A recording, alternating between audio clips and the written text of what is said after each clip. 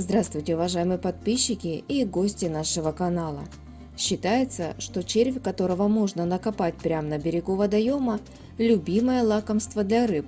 Но если задуматься, возникает вопрос, почему рыбы, живущие в воде, так любят питаться червяками, живущими в земле? Откуда они про них знают? Ведь рыбы с дождевыми червями никак не пересекаются. Черви не живут в воде. Они не могли ими ранее кормиться, так как у них совершенно разная среда обитания. А чтобы ваша рыбалка была еще более комфортной, в описании под видео вы найдете ссылки на лучшие рыболовные интернет-магазины. Тут есть два объяснения.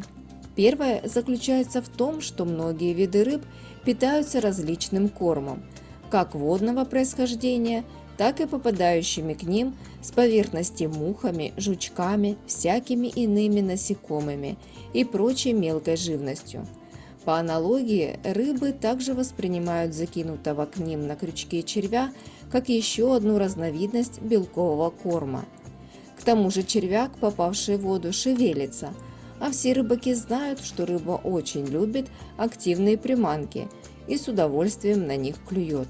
Второе объяснение более сложное, и в него неохотно верится, хотя в его основе лежит научный эксперимент.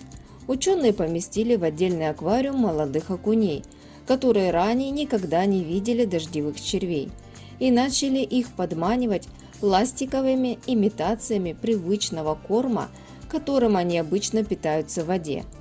Окуни были голодные, но на муляжи практически не реагировали.